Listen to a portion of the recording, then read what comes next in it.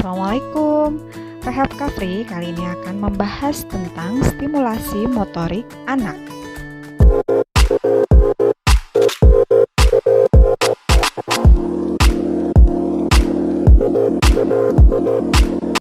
Video kali ini merupakan rekaman Zoom webinar dengan saya, Nike Nurmi Dwi Asri sebagai narasumber dan bekerja sama dengan Lombok 22 Lontar. Selamat menyaksikan. Baik, topik kita siang ini yaitu tentang stimulasi motorik anak ya.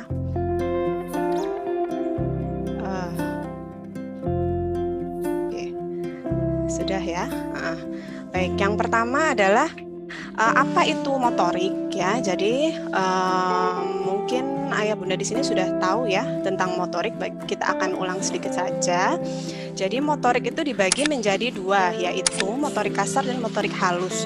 Untuk motorik kasar adalah kemampuan mengendalikan otot besar untuk melawan gravitasi. Jadi sebagai contoh, bayi yang baru lahir mulai dari tidak bisa jadi hanya posisi terlentang, kemudian sudah mulai bisa angkat kepala, kemudian miring, kemudian tengkurap, duduk, merangkak, dan berdiri, itu kita namakan kemampuan motorik kasar.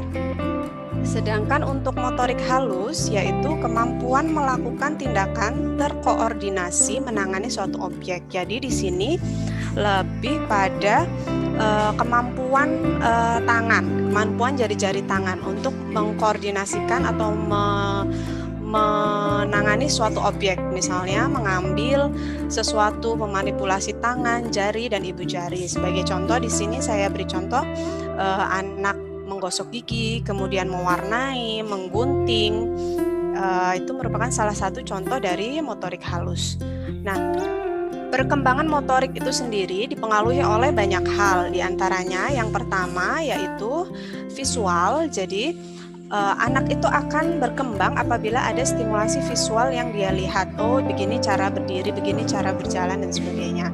Kemudian juga dari pendengaran, stimulasi dari pendengaran. Kemudian sensorik, jadi rasa, dia merasakan halus, kasar, itu kita namakan sensorik. Kemudian motorik itu juga akan berkembang apabila ada kekuatan otot untuk mendukung perkembangan motorik itu sendiri. Jadi bila anak ada gangguan pada kekuatan otot, maka motoriknya juga tidak akan berkembang. Kemudian yang terakhir dan paling penting adalah lingkungan sosial budaya. Jadi sebagai contoh ya, misalnya perkembangan motorik halus yaitu menulis. Karena budaya di Indonesia adalah bila kita menulis kita harus menggunakan tangan kanan. Bila kita makan kita harus menggunakan tangan kanan. Maka seluruh koordinasi tangan kanan ini jauh lebih baik dibandingkan dengan koordinasi tangan kiri. Nah, tentunya ini akan berpengaruh pada kemampuan tangan kiri untuk motorik halusnya ya. Kemudian apa itu stimulasi? Stimulasi adalah memberikan anak berbagai kesempatan untuk mengeksplor dan bermain hal-hal di sekitarnya. Di sini anak diharapkan akan menggunakan seluruh alat inderanya, terutama mata, telinga, dan peraba untuk dapat berkembang motoriknya. Nah, stimulasi yang diberikan secara dini itu akan bermanfaat untuk pertumbuhan optimal tubuh dan pikiran anak.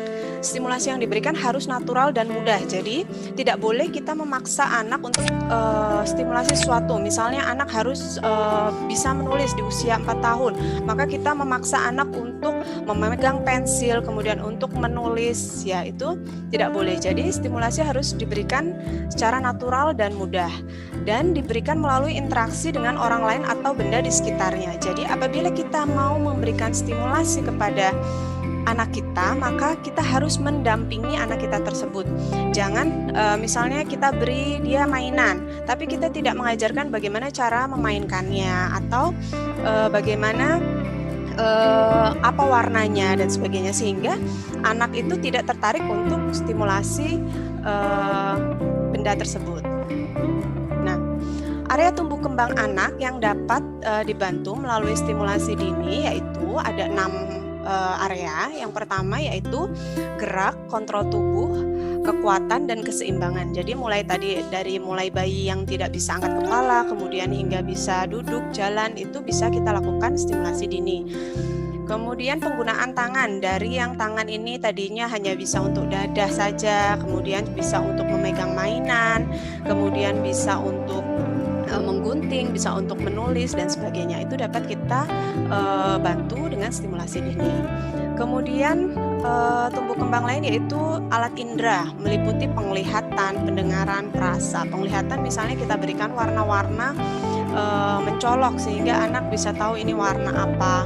Kemudian pendengaran kita berikan stimulasi pendengaran, misalnya mainan icik-icik, bunyi piano dan sebagainya. Perasa misalnya kita berikan dia rasa halus, rasa kasar, rasa licin, jadi itu adalah perasa. Kemudian komunikasi, jadi stimulasi anak untuk dapat berkomunikasi dengan orang tua. Bila dia menginginkan sesuatu, dia akan menyampaikan kepada orang tua apa yang dia inginkan. Kemudian interaksi dengan orang lain, jadi anak bisa mengucapkan terima kasih, mengucapkan maaf dengan teman-temannya, itu juga perlu kita berikan stimulasi. Yang selanjutnya yaitu aktivitas dasar untuk hidup, misalnya makan, minum, mandi sendiri, yaitu perlu stimulasi. Kemudian, jadi saya sampaikan lagi, tujuan stimulasi dini adalah membantu anak untuk mandiri, mampu, dan happy. Jadi, kalau anak tidak happy dengan stimulasi yang kita berikan, maka dia tidak akan mau ikut terlibat dalam stimulasi yang kita berikan. Itulah kenapa tadi dinyatakan bahwa stimulasi yang kita berikan itu harus natural, mudah, dan membuat anak itu menjadi senang, sehingga dia tanpa sadar akan belajar untuk sesuatu yang lebih kompleks. Gitu ya. Oke, kita langsung bahas satu persatu. Jadi kita mulai dari motorik kasar, yaitu mulai dari bayi yang hanya bisa terlentang, kemudian bisa tengkurap, merangkak, duduk, dan akhirnya bisa berdiri berjalan. Nah, di sini saya menggunakan alat bantu. Jadi ayah bunda sekalian bisa menggunakan chart ini ya, dia chart physical development. Fungsinya adalah mempermudah kita untuk mengevaluasi kira-kira anak kita ini perkembangan motoriknya ini sudah tepat atau belum, atau tertinggal. Nah, ini saya tampilkan dulu untuk chartnya ya. Nanti mungkin bisa dibagikan untuk chartnya ya. Jadi ini saya ajari cara membacanya dulu ya. Di kolom sebelah kiri itu adalah fisik development. Jadi kalau perkembangan apa yang harusnya sudah kita lihat pada anak, mulai dari head dan trunk control, kemudian kemampuan rolling, kemampuan sitting, crawling dan walking atau merangkak, kontrol tangan dan lengan, kemudian penglihatan dan pendengaran. Kemudian di bagian atas ini kita lihat usia. Jadi mulai dari lahir, kemudian 3 bulan, 6 bulan, 9 bulan, 1 tahun, 2 tahun, hingga 5 tahun ya. Cara menggunakannya, kalau ayah bunda sekalian biasa posyandu anaknya ya, atau kontrol imunisasi ke dokter, maka biasanya sudah pernah lihat kartu KMS. Nah, ini cara membacanya juga sama dengan kartu KMS. Misalnya anak saya usia 1 tahun, maka kita taruh, saya simpan kursor di sini di 1 tahun, kemudian kita tarik garis ke bawah. Nah, bagian sebelah kiri bagian sebelah kiri dari garis merupakan kemampuan yang seharusnya sudah dilewati, jadi sudah dicapai, sudah bisa dilakukan oleh anak tersebut.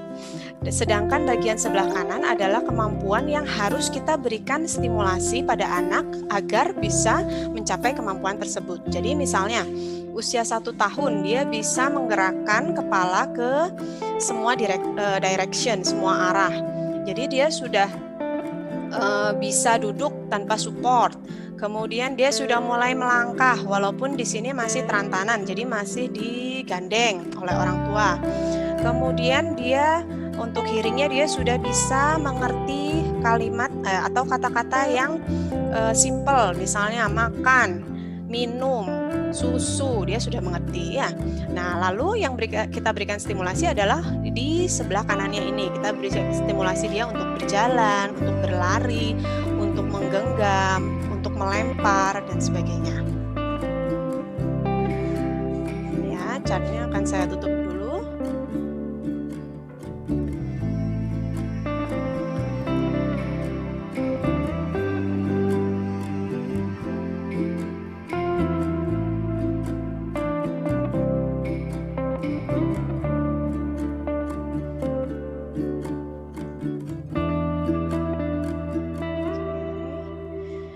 Jadi yang harus dilakukan dari chart tadi yaitu kita periksa chart.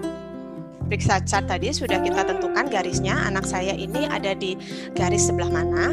Kemudian kita observasi, garisnya sesuai usia ya. Kemudian kita observasi dan amati, evaluasi anak kita itu perkembangannya bagaimana. Dan untuk observasi dan evaluasi ini tidak bisa dilakukan dalam 1 atau 2 jam. Kadang dalam 1 hari itu kita harus melihat, oh ternyata anak saya itu sudah bisa duduk tanpa berpegangan. Oh sudah bisa mengambil mainan yang ada di depannya. Oh anak saya ini ternyata sudah bisa membuat suatu lingkaran, misalnya menulis ya, seperti itu. Jadi kita amati, kita observasi anak kita selama 1 hari misalnya. Kemudian kita tentukan skill yang telah dicapai dan belum tercapai. Jadi misalnya seharusnya tadi 1 tahun anak saya ini sudah bisa menoleh ke berbagai arah. Loh kok ternyata dia baru bisa menoleh ke sisi kanan saja. Itu pun duduk belum bisa tanpa support. Jadi masih harus berpegangan. Nah, di sini kan berarti ada keterlambatan. Maka kita bisa tentukan stimulasi apa yang harus kita berikan kepada anak untuk mengejar ketertinggalan itu, mencegah keterlambatannya itu semakin parah, gitu ya.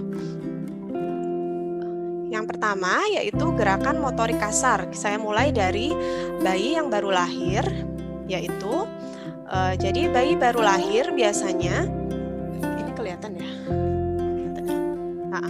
Ini saya sambil dibantu oleh boneka ya.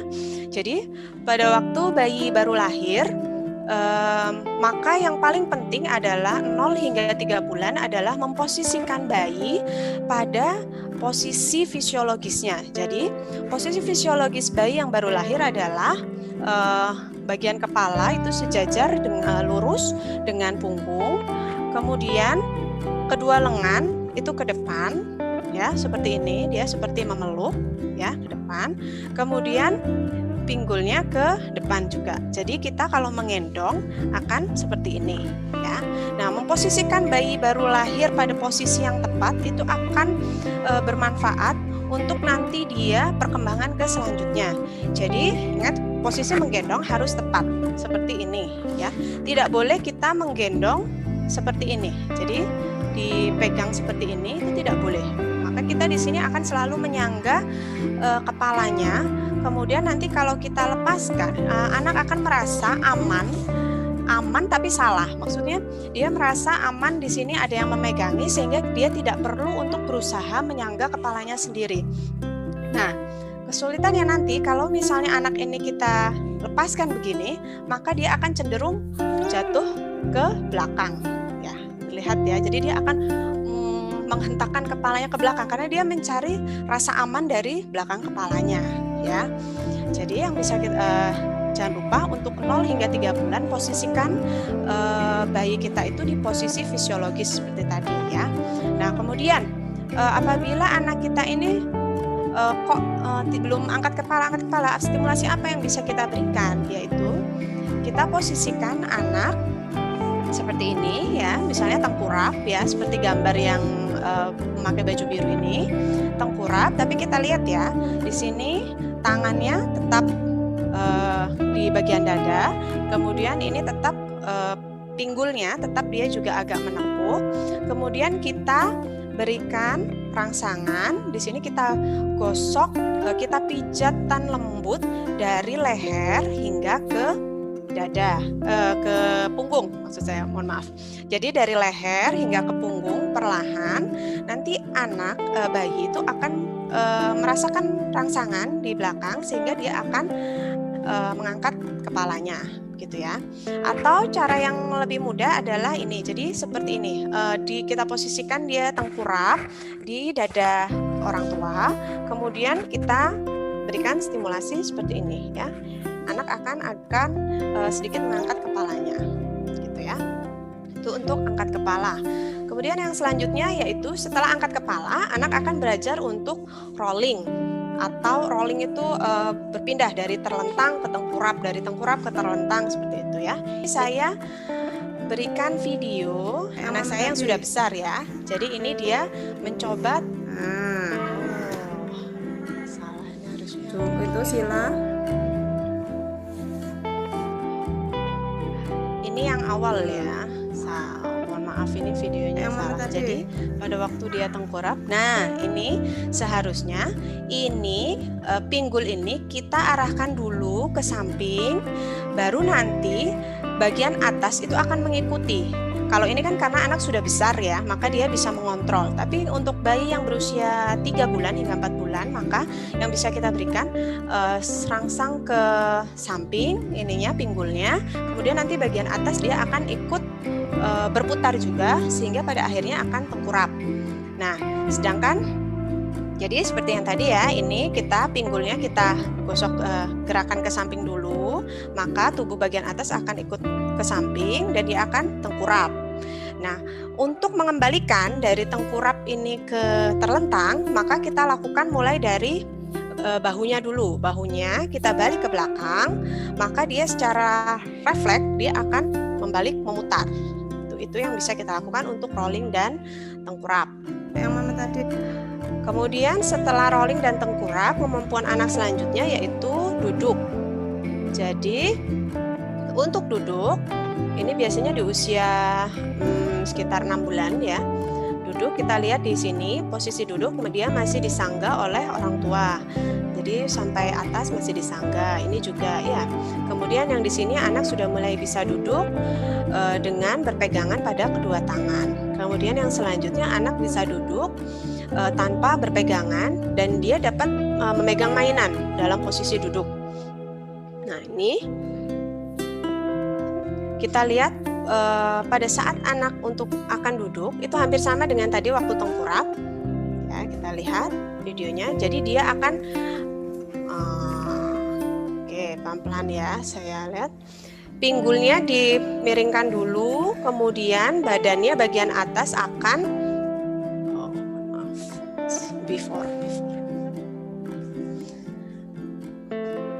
badannya yang bagian atas akan ikut. Nah, sini ya. Jadi pinggulnya digerakkan ke samping, kemudian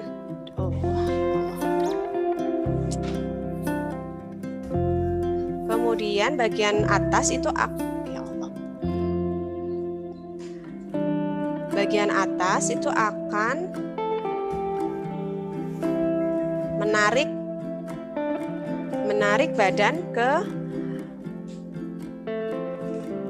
badan ke atas ya.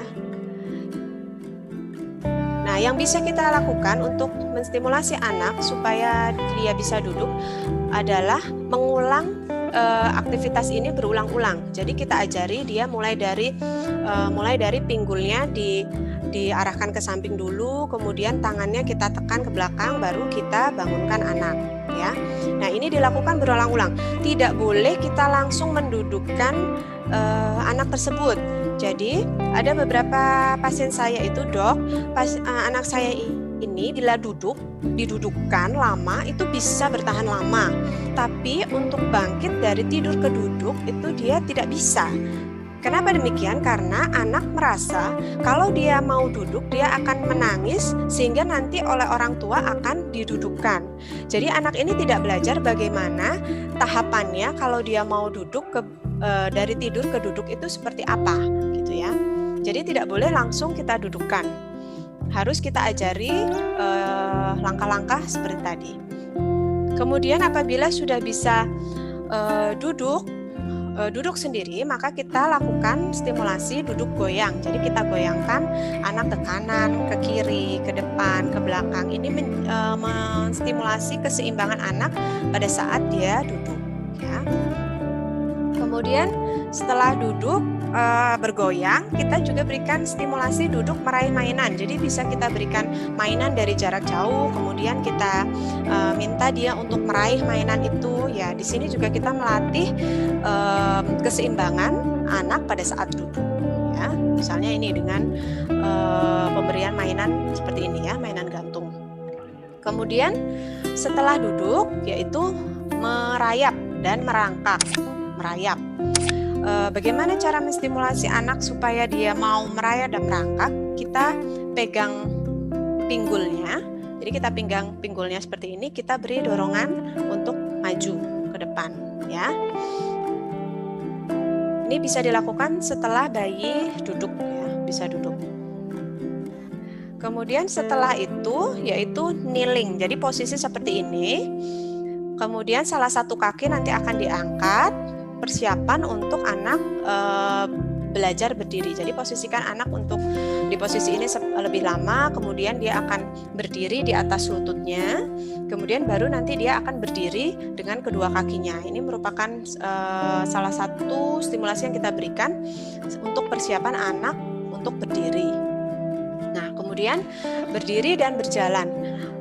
Untuk anak-anak yang baru belajar berdiri dan berjalan, maka kita harus sanggah di ini ya, di bawah ketiak seperti ini, atau bila sudah bagus juga kita bisa sanggah di area pinggulnya. Jadi kita bisa dari depan atau dari belakang, kemudian anak berjalan, kita pegang pinggulnya seperti ini, kemudian baru anak kita latih untuk jalan, ya.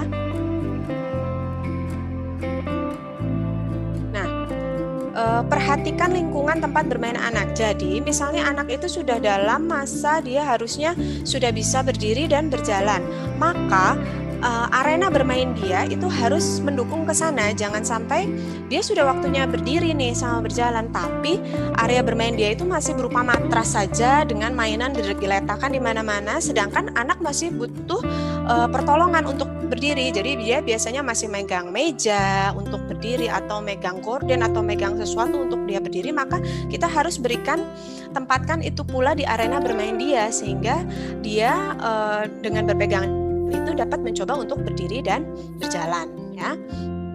Nah, seperti ini ya.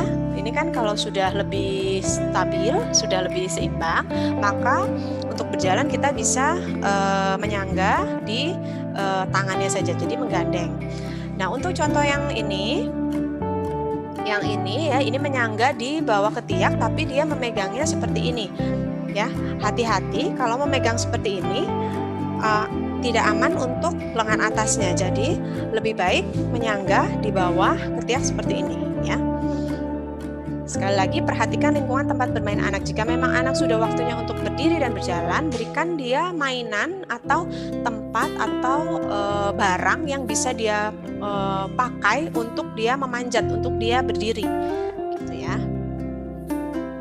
Seperti ini, misalnya pusher toys, bisa kita berikan seperti ini. Tapi ini untuk anak-anak yang sudah lebih seimbang ya, stabil. Jadi dia sudah seimbang, bisa hipnya, pinggulnya ini sudah bagus, sehingga dia hanya cukup mendorong, dia sudah bisa maju ke depan. Kemudian yang selanjutnya, anak-anak bila sudah berdiri dan berjalan, maka kalau kita lihat chart tadi itu adalah melompat. Nah, ini biasanya yang sangat kadang tidak disupport oleh orang tua. Jadi misalnya sudah waktunya melompat tapi tidak boleh untuk melompat. Misalnya dia biasanya akan mencari tempat melompat yang lebih empuk. Misalnya di kasur, di atas kasur dia melompat-lompat, atau di sini misalnya dia di sofa, ya, dia akan melompat-lompat. Seperti ini mungkin kelihatan berbahaya ya, tapi ini sebetulnya memberikan stimulasi bagi anak untuk melompat. Awalnya bisa kita ajari stimulasinya dengan melompat di tempat saja, jadi belum melompat ke depan atau ke belakang. Kemudian bisa kita selanjutnya bisa kita rangsang dia untuk melompat ke depan atau ke belakang. Kemudian selanjutnya yaitu motorik halus. Bila kita lihat chart yang tadi ya, motorik halus ini merupakan, tadi kan saya bilang, koordinasi tangan untuk mengendalikan suatu objek. Jadi mulai dari pada waktu bayi misalnya, dia refleksnya kalau kita sentuh tangan di sini maka bayi akan menggenggam ya.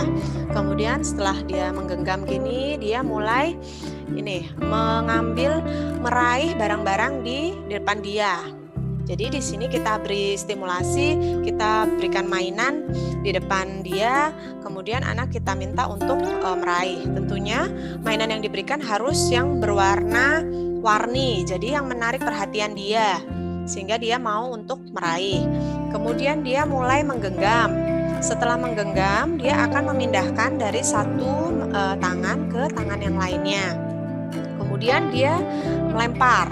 Ya, jadi itu urutannya. Jadi misalnya anak ini tidak mau menggenggam, sulit dok. Kalau diberi mainan dia akan langsung lempar. Nah, caranya adalah dengan memegangkan mainan itu berulang-ulang ke dia. Pegang, nanti lepas, kita ulangi lagi. Kita berikan mainan dengan permukaan yang berbeda. Jadi ada yang halus, ada yang kasar, ada yang licin, ada yang kesat ya. Jadi itu tujuannya untuk merangsang sensorik di tangannya ini sehingga dia nanti mau untuk menggenggam. Kemudian latihan fleksibilitas tangan. Jadi tangan kita ini kan bisa gerakannya bukan hanya membuka dan menutup. Jadi dia bisa menggenggam, dia bisa posisi memegang kunci seperti ini ya. Seperti ini, dia bisa memegang pulpen, dia bisa seperti ini ya. Nah, itu harus kita latih pada anak. Jadi bukan hanya membuka menutup. Salah satu cara untuk melatih fleksibilitas tangan misalnya main sweet. Di sini sweet Jepang. Mulai dari batu, gunting, kertas ya. Itu tanpa sadar, kalau kita ajak anak untuk bermain itu, tanpa sadar dia melatih fleksibilitas tangannya. Atau yang lebih sulit misalnya sweet di kita Indonesia, ada yang ini, terus ini ya, jempol, telunjuk, kelingking, itu lebih sulit sebetulnya buat anak ya. Jadi kalau anak usia 3 tahun ini masih susah kadang seperti ini ya. Posisi gini 1 biasanya gampang, 1, 2, 3 karena dia biasanya sudah berhitung 1 bisa. Tapi untuk kelingking sama jempol agak sulit ya. Jadi tanpa sadar kita main sweet dengan anak kita itu juga melatih fleksibilitas tangan dari anak. Kemudian latihan bayangan, misalnya ya anak-anak kan sering tuh lampu dimatikan, kemudian pakai flashlight, kita di dinding kita membentuk bayangan, membuat jadi kupu-kupu, kemudian kelinci dan sebagainya ya. Itu ajak anak untuk ikut mencoba berlatih bayangan itu sehingga nanti tanpa sadar dia juga kita stimulasi untuk fleksibilitas tangannya. Nah, kenapa fleksibilitas tangan ini penting? Karena sebagai dasar dia nanti untuk belajar menulis. Jadi kalau kita mau melatih anak untuk menulis, memegang pensil yang benar atau memegang pulpen yang benar, itu tidak bisa kita langsung, ayo dek tangannya seperti ini, tidak bisa. Kalau ininya tidak fleksibel, dia tidak koordinasi masih belum bagus, maka dia tidak akan bisa memegang pensil dengan benar. Ya. Nih, misalnya latihan fleksibilitas tangan ini. Anak saya sendiri ya.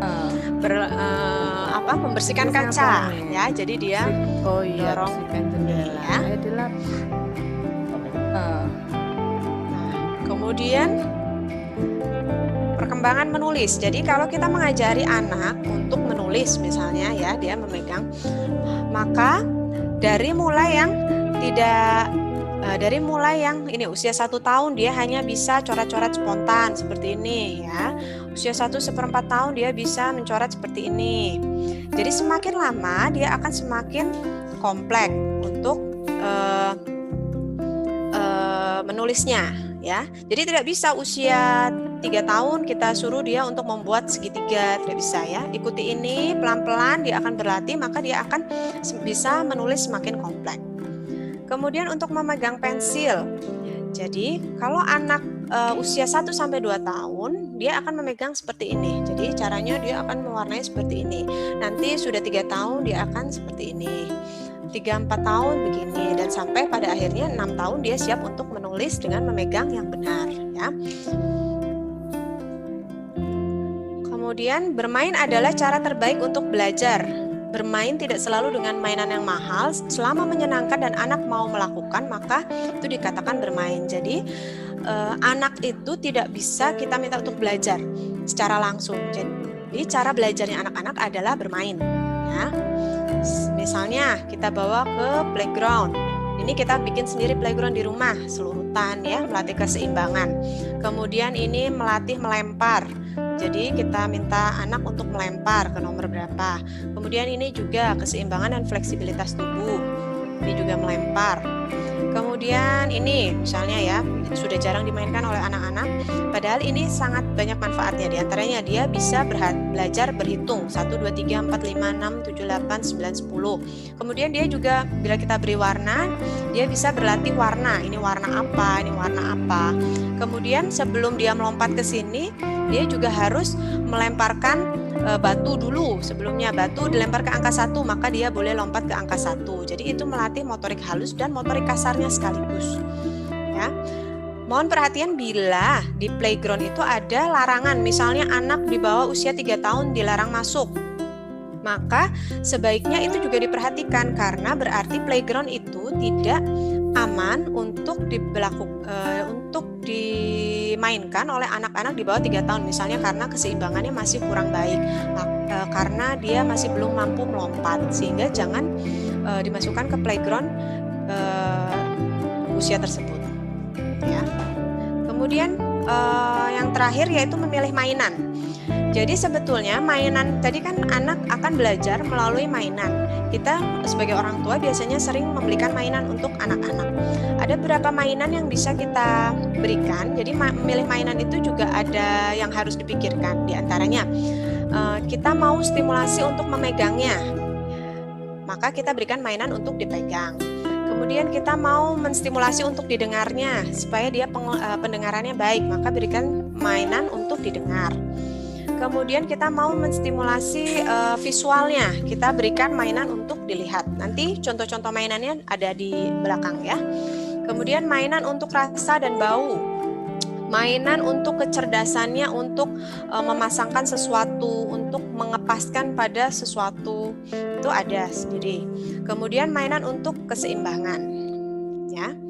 Di antaranya mainan yang untuk dipegang, yaitu bisa kita berikan pasir, ini ya, pasir sintetik. Kemudian ini titernya ada yang halus, ada yang lembut, ada yang kasar, ada yang totol-totol seperti ini, ya. Itu memberikan stimulasi yang berbeda untuk tangannya. Kemudian mainan untuk didengar, ya, piano seperti ini, mainan kaleng. Kemudian panci, ya, itu untuk mainan untuk didengar. Kemudian mainan untuk dilihat, cermin. Jadi anak belajar untuk melihat ke cermin. Dia senyum, dia tahu dirinya senyum. Kemudian dia bisa lihat dia punya tangan kanan, tangan kiri. Dia sadar akan anggota tubuhnya. Kemudian kertas lipat yang warna-warni, itu juga mainan untuk dilihat. Mainan untuk rasa dan bau, misalnya makanan, ya. Kemudian tanaman, ikan. Juga perlu kita sesekali mengajak anak untuk bermain itu untuk meningkatkan stimulasi perasanya. Kemudian mainan untuk mengepaskan sesuatu seperti ini, ya, kubus. Kemudian mainan untuk memasangkan puzzle, ya, puzzle dipasangkan, itu lebih tinggi, ya, untuk kecerdasan yang lebih tinggi. Kemudian mainan untuk keseimbangan, ayunan, seesaw. Kemudian ini rocking horse, ya, untuk keseimbangan anak, ya. Jadi mohon maaf dokter, untuk waktunya tinggal 5 menit untuk pemaparan materi. Oke, terima kasih. Lakukan aktivitas bermain yang sama secara berulang-ulang dalam waktu yang singkat, karena anak ini mudah bosan dalam memainkan sesuatu, maka singkat-singkat saja tapi nanti diulang lagi. Kemudian pelan-pelan berikan perubahan. Misalnya kita ajari anak untuk bermain origami, membentuk kupu-kupu. Kemudian berulang kali kita ajarkan kupu-kupu. nanti setelah itu kita berikan perubahan, misalnya kupu-kupunya bila sudah jadi kita runce, kita tempelkan di dinding. Dengan ada perubahan itu biasanya anak lebih mau untuk melakukan permainan bersama kita. Ya, mungkin itu yang bisa saya sampaikan, Mbak Erlia. Terima kasih. Terima kasih sudah menyaksikan video ini, semoga bermanfaat. Jangan lupa subscribe dan like video ini, serta tonton video-video Rehab Kafri lainnya. Sampai jumpa.